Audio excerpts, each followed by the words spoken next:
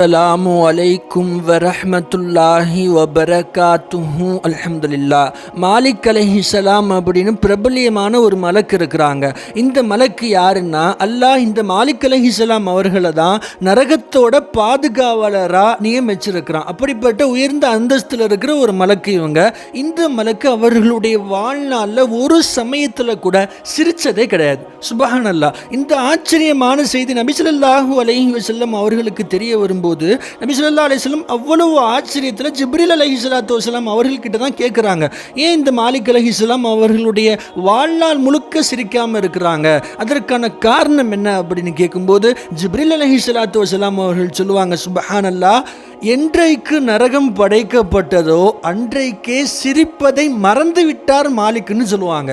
சுப்ஹானல்லாஹ். கொஞ்சம் யோசிச்சு பாருங்களேன், மாலிக் அலைஹிஸ்ஸலாம் அவர்களுடைய நிலைமையை. அவங்கள அல்லாஹ் எந்த அளவுக்கு உயர்ந்த ஸ்தானத்தில் வச்சிருக்கான். நரகத்துக்கே பாதுகாவலரே அவங்க தான். அல்லாஹ் அவங்கள மலக்கா ஆக்கி வச்சிருக்கான். அவங்க எந்த ஒரு முன்பின் பாவமும் செஞ்சது கிடையாது. அப்படிப்பட்ட மாலிக் அலைஹிஸ்ஸலாம் அவர்களே அல்லாஹுக்கு பயப்படுறாங்க.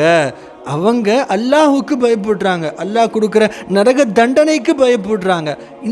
இந்த உலகத்தில் வாழ்கிற நம்மளை கொஞ்சம் யோசிச்சு பாருங்களேன். நம்ம முஸ்லிம்களை கொஞ்சம் யோசிச்சு பாருங்களேன். நம்ம நிலைமையை, நான் என்ன நிலைமையில் இருக்கிறேன், என் மனசில் அல்லாஹ்வோட பயம் இருக்கா அப்படின்னு கொஞ்சம் யோசிச்சு பாருங்களேன். இன்றைக்கி நம்ம முஸ்லிம்களில் எத்தனையோ பேர் ரொம்ப சாதாரணமாக சொல்லிடுறாங்க, நான் அல்லாஹுக்கு பயப்படுறேன் தான் அப்படின்னு.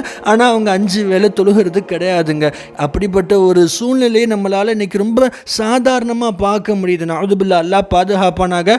உண்மையாவே அல்லாஹ்வுக்கு அஞ்சி வாழ்றவங்கன்னா யாருன்னா, அல்லாஹ் சொன்ன தவறுகளை விட்டு தவிர்த்துக்கிறது மட்டும் அல்லாமல், தவறு செய்யக்கூடாது, கெட்ட வார்த்தை பேசக்கூடாது, பாவம் புரியக்கூடாது, திருடக்கூடாது, பொய் சொல்லக்கூடாது, அந்நிய பெண்களை பார்க்கக்கூடாது, அந்நிய ஆண்களை பார்க்கக்கூடாதுன்ற அல்லாஹ் தடுத்த தவறான காரியங்களிலிருந்து தவிர்த்திருக்கிறது மட்டும் அல்லாமல், அல்லாஹ் சொன்ன கட்டளைகளை சரிவர நிறைவேற்றுவதும் தான். அதாவது ஐவேளை தொழுகணும், உண்மை பேசணும் போன்ற அல்லாஹ் நமக்கு கட்டளை போட்ட கடமைகளை நிறைவேற்றதும் தான் உண்மையாக நம்ம அல்லாஹுக்கு அஞ்சி நடக்கிறோம், அல்லாஹுக்கு நம்ம பயப்படுறோம் அப்படிங்கிறதுக்கான அடையாளம்.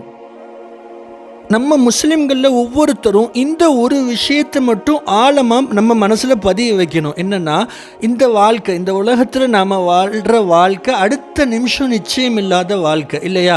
யாருக்கு எப்போ எப்படி மௌத்து வரும்னு யாருக்குமே தெரியாது. அடுத்த நிமிஷம் நமக்கு வஃபாத் வந்தாலும் நம்மளால் அதுலேருந்து தப்பிக்க முடியாது. அப்படிப்பட்ட ஒரு வாழ்க்கை தான் வாழ்ந்துக்கிட்டு இருக்கோம். இருந்தும் நம்ம நாளைக்கு தொழுதுக்கலாம், நாளைக்கு இந்த அமல் செஞ்சுக்கலாம், நாளைக்கு நம்ம பார்த்துக்கலாம் அப்படின்னு தள்ளி போடுறோம். அப்படின்னா அதுக்குள்ளே நம்ம வஃபாத் ஆகிட்டோம். நம்ம செஞ்ச பாவத்துக்கு மன்னிப்பு கூட கேட்கல, அதுக்குள்ள நம்ம வஃபாத் ஆயிட்டோம் அப்படின்னா நம்ம நிலைமை என்ன ஆகும்னு கொஞ்சம் யோசிச்சு பாருங்களேன்.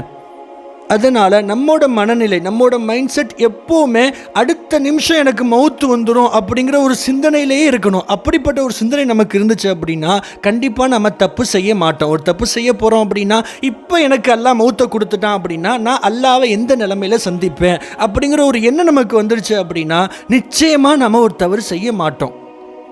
இந்த உலக வாழ்க்கைக்கு ஒரு அழகான எடுத்துக்காட்டு ஒன்று சொல்லுவாங்க, ஒரு நிகழ்ச்சி மாதிரி ஒன்று சொல்லுவாங்க.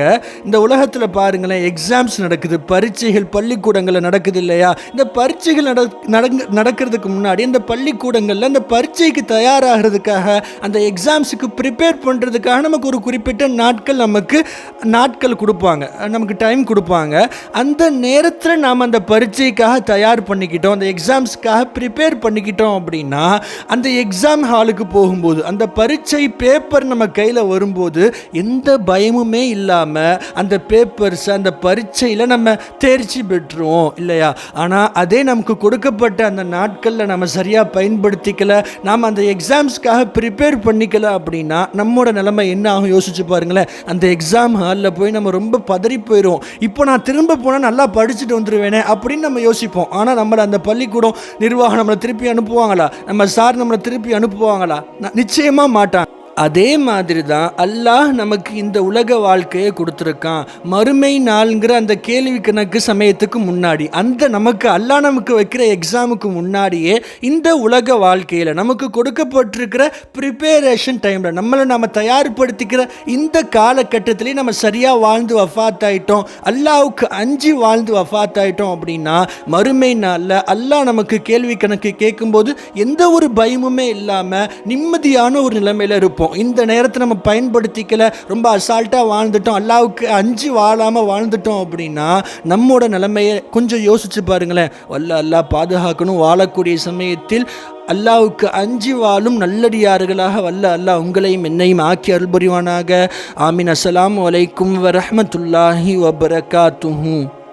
சார்ந்த முஸ்லிம்கள் சம்பந்தப்பட்ட விஷயங்களை தினமும் தெரிந்து கொள்வதற்கு நம்ம சேனலை மறந்துடாமல் சப்ஸ்கிரைப் செஞ்சு வச்சுக்கோங்க. மற்ற முஸ்லிம்களுக்கும் நம்ம சேனலை ஷேர் பண்ணுங்கள். அல்லாஹ் நம்ம அனைவரையும் கபூல் செய்வானாக. ஆமீன்.